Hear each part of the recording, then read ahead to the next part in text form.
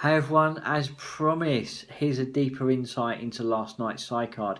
So if you would like to follow the full insight, it can be found on my Facebook page, which is Spirit Meets Adventure. I will pop a link into this video as well, and you'll also discover some of the beautiful spirit messages that were delivered last night as well. I tend to go live on the page every Wednesday where we kind of deliver a weekly insight, we turn over a Psycard, we deliver a few spirit messages. So let's kind of take a look at last night's Psycard and some of what we were kind of sharing and exploring. If we kind of look over this last week, there's kind of been quite a huge, believe there's going to be a huge kind of energetic kind of shift, or there's been a huge amount of movement. We've only got to look a few nights ago, we experienced the supermoon. And I always kind of find that fascinating. Some people would say, that's a bit kind of, woo-woo. But my kind of, answer is, I always try to meet this in a very kind of grounded, in a way that grows corn, the way that has practical application and kind of relevance to everyday life. Otherwise, spirits say, what is that about? It has to enhance their life. We have to be able to kind of work with it and use it and have a practical application that in a way grows corn. So if we take a look, the moon, it pulls their tidal system, does it not? It pulls the seas and the oceans of the world. It affects the oceans and the seas of the world. It pulls the tidal system. So if you kind of take a look, we're about 65% water. That's going to have an effect of us. I know I spoke to some police officers over time, and they have said to me that actually around a full moon, the crime rate goes up. It's almost like there's an eruption of kind of emotional kind of chaos, and they tend to kind of make sure that there's more police officers available. And why? Because there's an effect, because it has an effect, which is that old saying, and most definitely where that old saying's come from, lunatic, lunar, the moon, and it has that effect. So there's kind of been a huge kind of movement of energy this last week, and also we find ourselves today being Imbolc, the beginnings of spring, and there's this wonderful story that I kind of come across a few years back about the Cailleach. The Cailleach is like the crone, it represents winter. And she, at this time, goes and gathers her firewood for the rest of winter. Legend has it that if she intends to make winter last a good while longer, she will make sure the weather on Imbolc is bright and sunny. And those of us that are in the UK, the last 2 days, the mornings have been bright and sunny, yet they've been really, really cold. So, it'd be interesting to see how that kind of turns out. I love those old kind of myths and those old legends. You ask yourself, maybe there's something in there. So if she intends for winter to be a little while longer, she will make sure that the Imbolc is bright and sunny, so she can go and gather plenty of firewood. Therefore, people are generally relieved if Imbolc is a day of foul and wet and cold weather, as it means the Cailleach is asleep and winter is almost over. I think that's absolutely a beautiful story. So last night's Psycard, was liberation. We can see this as liberation. We can see it as freedom. Many of us kind of think about freedom, some of us dream about freedom. So many of us celebrate the idea of freedom. And I think freedom, means many things to many people. Is it that come the weekend I'm free? Is it when I go on my holiday that I'm free? Is it that when I have that time to myself that I become free? You know, what does it mean to you? What does this card say to you? You know, and importantly, what does freedom look like to you? You know, I think it's about kind of understanding that freedom doesn't have to just be something that we experience at a weekend, or we just experience throughout a holiday once or twice a year.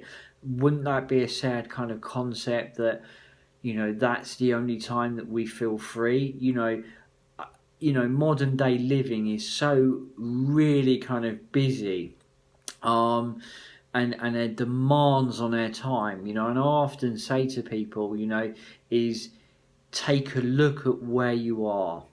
You know, for me, during the quarter parts of the year, as I've shared many times, I kind of stop and I take stock. I take a look at where I've come from the last 3 or 4 months. Importantly, you know, what's my trials, my tribulations, my joys and my celebrations, and importantly, what can I learn from them, and how can I apply them as I go forwards, you know. So, you know, the question I have for you is, what does freedom look like for you? I think it's crucial for us to define what we mean by freedom, so that we really know what we're looking for, what we're hoping to attain. And the other thing is to kind of really stop, pause and say to yourself, what is it that I need to unburden myself with? What is burdening me? You know, what is kind of scratching away inside of me? What is it that I need to change? What is it that I need to transform? What is it I need to unburden myself from? You know, is there a conversation you need to have? Is there a change that you need to make? You know, is your time your own, or you kind of just allowing it, you know, to be kind of used and spent?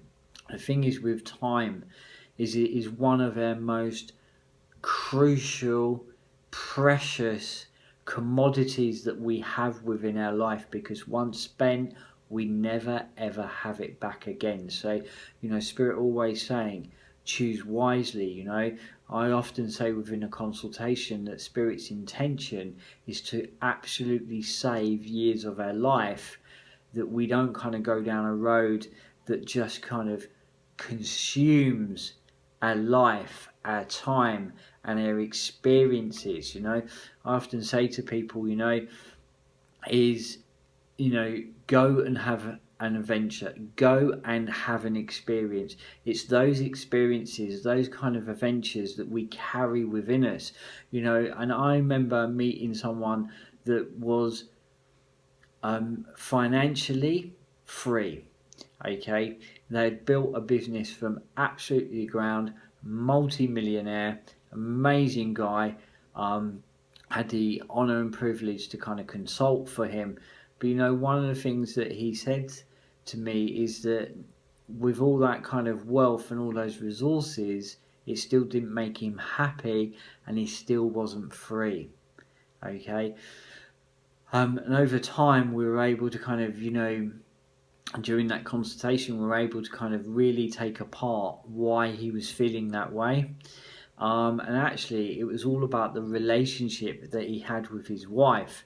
You know, he, from a young age, worked really, really, really, really, really, really, really hard, believing that he was serving them by giving them everything they could ever want financially and everything they could ever want materially.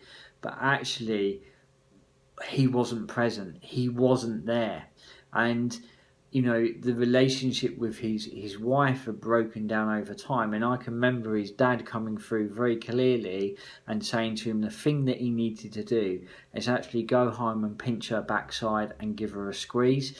He tended to walk in always through the front door, passing by the lounge, passing by the kitchen where the family were, and just going into his study, working away, and coming out of his study, you know, later in the evening, the children are kind of gone to the four corners of the house, and his wife was just dropping off to sleep, and that's how his life revolved, you know. And I said to him, what you need to do is go into the kitchen, give her a gentle squeeze on the backside, maybe a little bit of slap, and give her a kiss on the neck. And he looked at me and laughed, and he said, you know what, I think you've got a point. He went home and done that, and then spent the rest of the weekend tucked up in bed with his wife, and they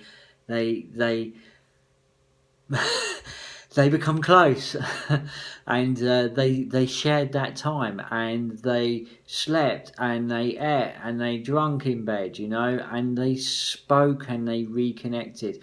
And she said to him, this is a very, very important thing, she said to him, you know what, I would have been happy living on fish fingers and baked beans. You know, what I always really wanted was you. All of this doesn't make us any happier, does it? He then went forwards and he proceeded to make some huge changes. He ended up selling up one of the businesses and downsizing, and absolutely turned his life around, and their marriage was completely restored. And he said it was like going back to when they were 18. He come and see me 6 months later, and he come up to me and he shook my hand and he said, don't ever underestimate what you give another, because what you had done was priceless for me, because you had just saved the best part of 30 years of marriage. And my investment was an hour with you in a consultation, and that become priceless, you know. So I think it's really important that we understand what our relationship is to liberation. He had liberated himself, and he had also liberated his family, but it was the reverse way of how so many people kind of think. You know, he thought he was actually bringing them happiness, he's bringing them freedom, but actually it was making none of them happy. It's something to consider, it's something to think about. So there's a liberation card. As I say, if you're watching this on my Facebook page, you can find a whole range of resources and videos on my YouTube channel if you pop in Shane Gadd. And if you're watching this on YouTube, you can find me over on my Facebook page, weekly insights, videos, daily inspiration, and so much more. I will put a link into this video. Cheers guys, see you all very soon. Take care, bye bye.